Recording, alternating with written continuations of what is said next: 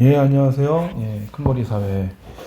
아까 8번까지 풀어서 이제 9번서부터 풀이할게요. 목소리가 조금 밝아졌죠. 배가 고파서 8번까지 풀고, 예, 사발면 하나 먹었는데, 아까는 내가 배가 많이 고팠나 봐. 그래서 생각해보면, 좀 이렇게 말이 좀 발음이 씹히는 것도 있었고, 그치, 불명확한 것도 있었고, 또 다시, 뭐, 항상 그래. 그 강의를 좀 들어보면 좀 웅얼거리는 것 같아. 이게 내가 마이크를 따로 안 하고 그냥 태블릿 PC에서 바로 녹화를 해서 그런 건지는 잘 모르겠지만 하여튼 이 라면 하나 먹고 나니까 갑자기 텐션이 확 올라가. 예. 여러분들도 배고프면 끼니 거르지 말고 제발 잘 챙겨 먹고 그렇다고 너무 많이 먹지는 말고 그냥 그럼 또 졸잖아 많이 먹으면. 그러니까 딱 그냥 요 배고픈 것만 딱 넘길 만큼 그 정도만 딱 먹고 그리고 공부하고 그러면 될 것 같아요. 9번 문제 풀이하겠습니다. 지금 나는 이 문제 어저께 안 풀어봤어. 어저께 수업하면서 개인 수업을 하면서 틀린 것만 몇 개 풀이를 해줬고, 나머지는 지금 다 처음 풀어보는 거야. 그래서 조금 버벅될 수도 있는데 여러분들 이해를 하고 잘 듣기를 바란다. 그러면 9번 문제 한번 풀이 봅시다. 일탈행위 이론이네. 공개 채팅방을 통해 교류하는 청소년들이 증가하고 있다. 그중 일부가 자신도 모르게 일탈자와 긴밀하게 교류하면서 우호적 태도를 습득해서 쭉쭉쭉 나오죠. 가는 뭐 여러분들 차별적 교제, 차교죠. 차교. 나도 자꾸 이렇게 좀 줄여서 얘기하게 돼 학생들처럼. 그 다음에 두 번째. 처음에는 단순히 주변에 관심을 받고자 인터넷 게시판에 과장된 글을 올리거나 일베구나. 온라인 게임 내에서 규칙 위반 등의 경미한 일탈을 저질렀던 청소년들은 주변인들에게 문제아라고 비난받기도 한다. 이런 사회적 평가를 내면화한 청소년들은 지속해서 사이버 범죄에 가담하게 된다. 내면화? 비난받고 그걸 내면화한다는 거니까 낙인. 파란색이 더 잘 보이나? 나는 이 글씨 이게 요 만년필이 좀 좋긴 하던데. 정보통신기술의 급속한 발전으로 기존 사회 규범이 약화되는 반면 새로운 규범은 미처 확립되지 않은 상태. 급속한 사회 변동에서 기존의 규범이 약화되면서 아직 새로운 규범이 정립되지 않은 거죠. 이거는 아놈인데 누구의 아놈이야? 디르켐의 아놈이. 별로다. 그쵸? 바꿉시다 또. 요걸로 할까? 요게 좀 나을 것 같은데? 첫 번째, 차별적 제재를 일탈 행위의 원인으로 본다. 차별적 제재라고 하는 건 뭐냐면 같은 행동을 해도 누구는 문제아라고 낙인이 찍히고 그래서 혼나죠. 누구는 문제아로 낙인이 안 찍혀. 왜 형제 사이에서도 그렇잖아. 첫째가 되게 점잖고 공부도 잘하고 둘째는 까불까불해. 그럼 똑같은 행동을 해도 첫째는 안 혼나. 근데 둘째는 혼나죠. 아니면 또 반대로 같은 행동을 해도 엄마가 야, 너 첫째가 형이 돼서 왜 그런 행동을 하니? 라고 얘기하면서 둘째는 그냥 어리니까 귀여우니까 아이고 이뻐라 그러면서 마냥 넘어가 주는 경우 있잖아. 요런 게 바로 차별적 제재란 말이야. 그러면 차별적 제재가 나타나는 이유는 뭐냐? 결과적으로 이건 사람들이 주관적으로 의미를 부여하기 때문입니다. 그래서 요거는 낙인에 대한 설명이야. 알았죠? 나는 정상적인 집단과의 교류를 해야 된다. 그래야만 일탈이 해결된다. 라고 얘기하는 건 그럼 요것도 틀렸고 요것도 틀렸네. 그쵸? 그 다음에 다는 1차적 일탈이 2차적 일탈로 이어지는 과정에 주목한다. 1차적 일탈로 인해서 낙인이 찍히고 그래서 2차적 일탈로 이어지는 거니까 일탈이 반복되는 거잖아요, 여러분들. 이거는 낙인 이론의 특징입니다. 낙인 이론의 특징. 그래서 이것도 틀렸고, 나와 달리 다는 일탈을 규정하는 객관적 기준이 존재하지 않는다고 본다. 낙인 이론은 차별적 제재, 즉 사람들의 주관적인 의미 부여로 인해서 일탈이 될 수도 있고 안 될 수도 있으니까 객관적 형태의 일탈이 정해져 있지 않다고 보죠. 반면에 낙인을 뺀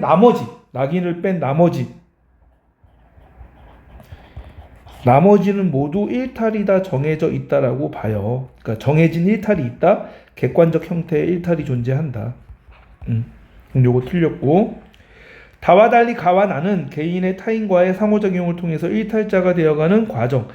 상호작용을 중시한다. 요거 중요하죠. 상호작용을 중시하는 건 차별적 교재와 낙인의 공통점이죠. 그래서 답은 몇 번이요, 여러분들? 5번이다. 예. 그 다음에 10번으로 가서 10번 틀린 사람들도 있더라. 우리 딸이야, 우리 딸.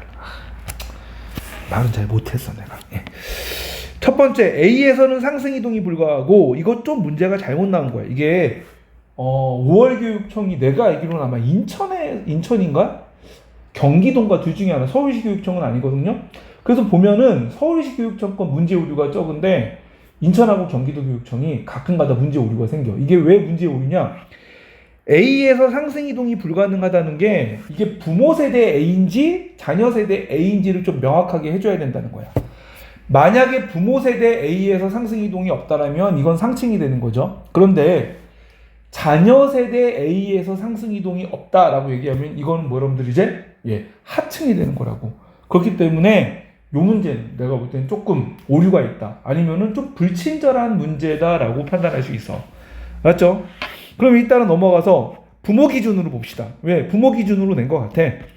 A에서는 상승 이동이 불가능하다고 했으니까 A는 뭐가 돼요, 여러분들? 이제 상층이고, B에서는 하강 이동이 없죠. 하강 이동이 없는 건 누구로 가야 돼? 그러면 하층. 그럼 B가 하층, 그럼 C가 중층이 되겠네.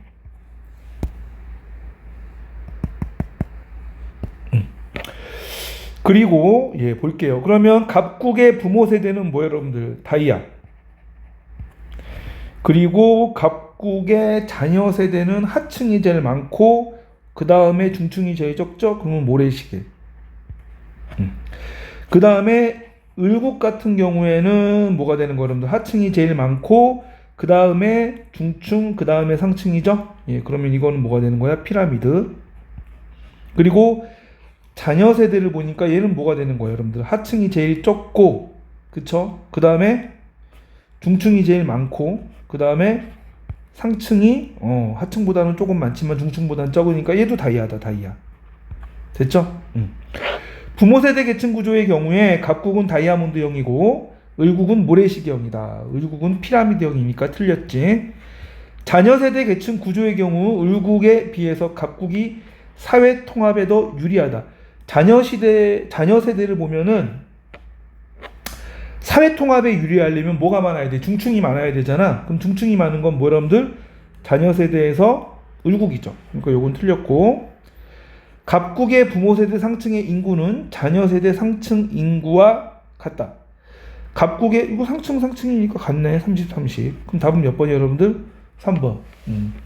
계층 이동 문제, 계층 이동이 아니다. 이건 뭐지? 계층 구조 문제지. 계층 구조 문제 치고는 상당히 쉬운 문제. 여러분들 수능에서는 이렇게는 안 나옵니다.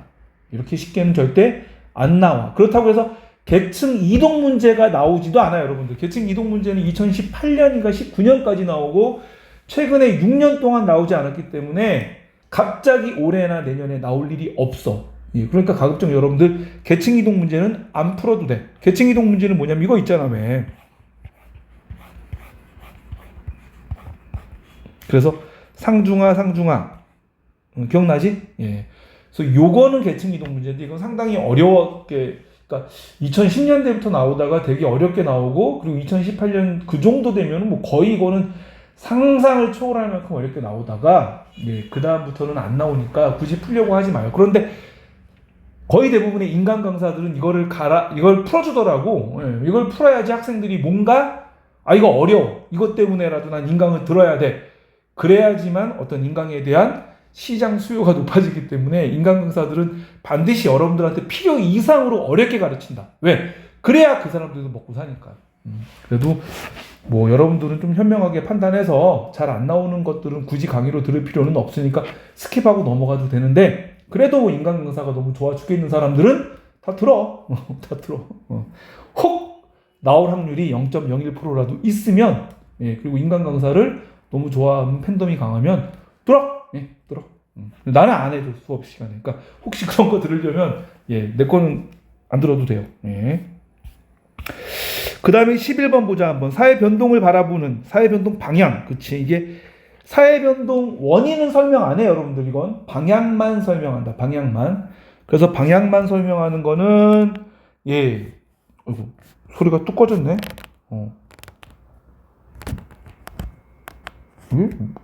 어떻게 해야 되는 거야 이게? 아, 소리가 되게 크게 들렸겠다 너네는. 또 소리가 바뀔래나? 일정한 방향을 가지고 지속적으로 일정한 방향을 가지고 한 방향으로 움직인다는 거니까 갑이 누구야 여러분들? 진화론. 그 다음에 쭉 넘어가서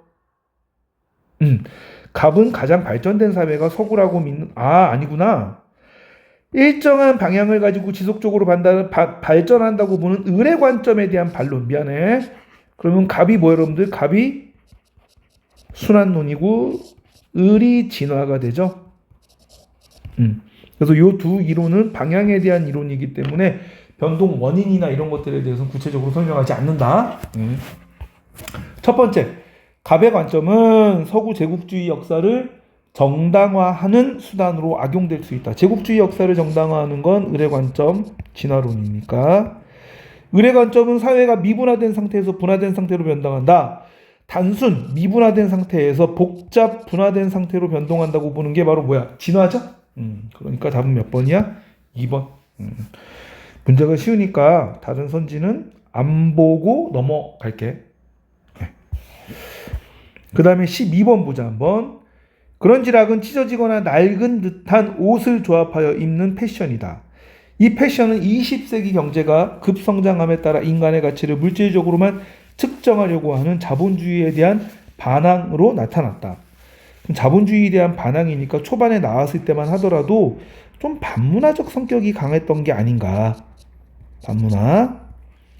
그리고 당연히 여러분들이 이제 하이문화인지 아닌지는 조금 더 봐야 될 것 같아. 당시 이 패션은 특정 집단에서 기존 주류 문화에 저항하는 자신들의 정체성을 표현하는 수단으로 사용되며 A로서의 성격을 보였다. 그러나 최근 A로서의 성격은 약해지고 낡아 보이는 것을 새로운 감성으로 여기며 이를 통해 개성을 자유롭게 표현하려고 하는 젊은 세대에게 새로운 패션 장르 중에 하나로 자리 잡아 B로서의 성격이 보이며 소비되고 있다. 그때만 하더라도 특정 집단에서 했으니까 하위 문화 속성도 있었고 저항하는 거니까 반문화 속성도 있었어. 근데 지금은 젊은 세대가 소비한대. 이게 모든 세대에서 소비가 일어나면은 주류 문화가 될 텐데 젊은 세대만 소비하니까 여전히 하위 문화는 하위 문화야. 됐죠? 그러면 반문화적 속성이 약해지고 하위 문화적 속성이 더더 강해진 거다라고 봐야 되는 거니까 A가 반문화 그리고 B는 여러분들?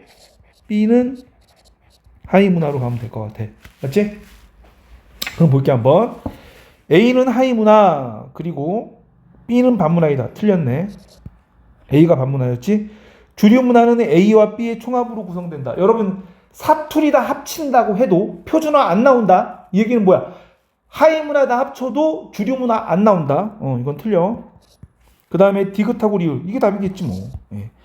A와 B는 전체 사회의 문화의 다양성을 제공한다. 어차피 반문화도 하위 문화니까 하위 문화는 문화적 다양성을 가능하게 하는 거지.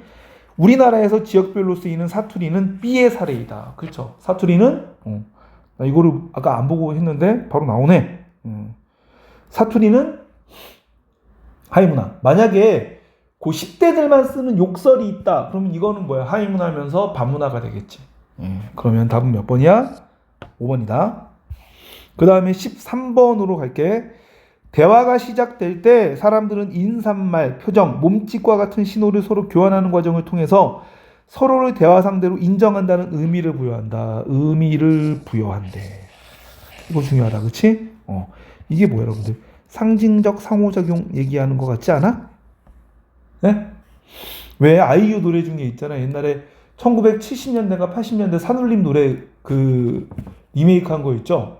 너의 그 한마디 그 제목이 너의 의미. 그게 내가 너의 의미를 너에게 의미를 주는 거야. 그러니까 너의 그 한마디 말도 그 웃음도 나한텐 커다란 의미. 그러니까 다른 사람은 모르겠지만 나는 너의 웃음과 미소에 대해서 아주 큰 의미를 부여하고 있다는 거죠. 마치 그것이 나에게 주는 어떤 선물 같은 거라고 느끼는 거란 말이야. 이해돼요, 여러분들? 나 중학교 2학년 때 극기 훈련 갈 때 열심히 들었던 노래인데, 그걸 이제 아이유가 최근은 아니지, 그것도 좀 됐지. 그러면 이제 이건 상징적 상호작용이라고 생각하고 문제를 풀어도 될 것 같아. 사회가 유기체, 사회는 유기체야. 이거 뭐야 여러분들? 기능론. 그 다음에 사회가 스스로 균형을 유지하려고 하는 속성, 균형을 유지한다. 기능론. 기득권층의 이익을 옹호한다라고 비판을, 봐봐, 기득권층의 이익을 옹호한다라고 비판을 받는 건 기능론이고, 그렇게 비판을 하는 건 갈등론이야. 그럼 왜 기능론이 이렇게 비판을 받냐? 기능론은 사회 안정을 중시하니까, 변화를 싫어하니까. 그럼 변화를 싫어하는 건 누구야? 기득권 아니야? 기득권? 그러니까 변화를 싫어하면서 사회는 안정되고 균형된 거야 라고 얘기하니까 갈등론, 변해야 된다라고 보는 갈등론이 볼 때는, 저 새끼들 저 기득권을, 그래서 같이 기자로 시작하나? 저 새끼들 기득권을 옹호하는 새끼들, 이렇게 얘기한다는 거지. 무슨 말인지 알았지? 이것도 한 5년 전에는 물어보는 애들이 없었는데 요즘은 지식인에 들어가서 보면 엄청나게 많이 물어봐. 그만큼 여러분들이 문해력이 조금 예전보다 조금 좀 낮은 것 같아. 잘 보고, 물론 기능론 자체가 스스로 기득권을 옹호한다고 얘기하진 않아, 자기들이. 그런데 안정을 중시하니 기득권 옹호하는 것처럼 비판을 받을 수 있다는 거야. 뭔 말인지 알았지? 사회 현상을 갈등과 대립의 측면에서 파악한다. 대립의 측면에서 파악하는 건 누구야? 갈등론이지? 그러면 다 틀렸으니까 답은 몇 번? 5번이겠다. 넘어가서 14번 보자 한번 여러분들. 19세기 후반 급격한 산업화가 진행되었던 미국에서는 노동자들이 열악한 노동 조건의 개선을 요구하며 노동자 단체를 만들어서 꾸준히 목소리를 내었다. 이게 사회 운동에 대한 문제 같아. 딱 보니까 맞아? 최근에 사회 운동에 대한 문제들 나오면 의외로 많이 틀리는데, 보통 사회 문화는 지문이 뭐 해석을 요구하거나 그런 게 별로 없고 지문이 좀 짧고 간결하게 나오죠. 양적 연구, 질적 연구 빼고서. 그리고 대부분의 지문이 뭐 갑하고 을을 비교한다거나 아니면 지문은 좀 쉬워. 대신 여러분들 이게 뭐야 이게, 얘 아니요 점수 이거 매겨가지고 얘는 2점 얘는 1점일 때 뭐 빈칸에 뭐가 들어가냐 뭐 이런 식으로 해서 문제 자체에 대한 해석이 까다로운 게 나오지, 지문을 복잡하게 넣거나 지문을 길게 넣지는 않는데 유일하게 그렇게 나오는 내용이 딱 하나 있는데 그게 바로 사회 운동 파트야 여러분들. 그런데 이게 사회문화 푸는 학생들은 도표를 잘하고 그리고 그런 경우의 수를 계산해서 문제를 풀다 보니까 이렇게 지문이 좀 길게 나오고 해석하는 문제들을 또 어려워하더라. 방법은 없어요 여러분들. 많이 풀어보고 그리고 사회운동에 대한 명확한 개념이 머릿속에 딱 정립이 돼 있어야 돼. 알았지? 왜 사회운동 있잖아. 뭐 조직적이고 지속적으로 해야 되고 체계적이고 뚜렷한 이념을 가지고 있어야 되고. 맞아요 여러분들? 이런 내용들이 딱 머릿속에 정리가 돼 있어야 되는데, 사회문화는 전반적으로 학생들이 개념 자체를 되게 쉽게 생각하고 소홀히 하다 보니까 그런 기본적인 개념조차도 암기 안 하고 바로 문제로 뛰어들었다가 틀리는 경우가 있어. 그러니까 사회운동 파트들의 개념들은 좀 명확하게, 어려운 거 없잖아. 뭐 대단하니 그게? 그냥 그 정도 외워서 문제 한번 풀어보자는 거야. 그러면 요거는 사회운동이 된다. 노동자 운동이야 여러분들. 그럼 노동자 운동이라고 하는 건 산업 사회에서 노동자의 지위가 사용자에 비해 상대적으로 열악하기 때문에 나온 거니까 자본주의 사회라든지 산업 사회 부작용을 해결하기 위한 거다라고 해도 크게 지장은 없을 것 같다. 그 다음에 1894년 갑오개혁 이후 신분제에서 이건 형평운동, 이것도 좀 비슷한 거 아닌가? 그쵸 여러분들? 사회 차별을 없애기 위해서 했던 운동이죠. 내가 최근에 그 새 여자라고 하는 한겨레 출판사에서 나온 그 1920년대 우리나라 독립운동을 했던 분들, 특히 사회주의 이념을 가지고 독립운동을 했던 새 여성분의 일대기를 그린 책을 너무 재밌게 봐서 갑자기 이 형평운동 나오고 하니까 조금 반갑다. 여러분들도 시간 되면 한번 읽어봐요 여러분들. 새 여자 2권짜리 소설인데 되게 잘 쓰여진 책. 왜 보통 우리가 해방되고 나서 그 이념의 시대, 혼란스러웠던 시대 또는 독립운동의 시대 이런 것들을 다들 남성의 역사로만 기억하고 남성의 관점에서만 그렸는데 이것들은 당대에 이제 지식인 여성들이 그 시기를 어떻게 지내왔는지 그러면서 이분들이 결과적으로 끝에는 어떤 마무리를 겪는지 이런 것들을 다룬 소설인데 뭐 되게 재밌게 본 것 같아요, 여러분들. 시간 되면 한번 보세요. 작가는 조선희 소설가입니다. 예전에 신의 20일이라고 하는 한겨레 신문사에서 나오는 영화 전문 잡지 편집장까지 하셨던 분인데, 막 그리 어렵지도 않고 좀 시간 내서 재미를 붙이면 일주일 정도만 붙잡고 보면은 잘 볼 수 있는 그 정도의 책이니까. 다시 돌아와서 둘 다 사회 운동 됩니다. 가해는 지배 집단이 기존 사회 질서를 유지. 아니 노동자들이 하는 게 어떻게 기존 뭐 지배 집단이 하는 운동이겠어? 그건 말이 안 되지, 그치? 틀렸어. 나해는 일부 사회 구성원들에 대한 인식 개선을 요구하는 운동이 나타났다. 이때 일부 사회 구성원들이 누구냐면 백정들이죠. 백정들은 누구냐면 당시 조선시대의 다수의 사람은 아니었어. 최하층의 천민이었기 때문에 일부 구성원들이죠. 우리가 이런 사람들을 상대적으로 천시하고 멸시하고 괄시하고 무시하고 그렇게 봤기 때문에 그런 것들에 대한 사회적 차별을 없애자고 했던 운동이기 때문에 답은 2번. 가와 달리 나해는 산업화로 인한 문제, 아까 얘기했잖아. 노동자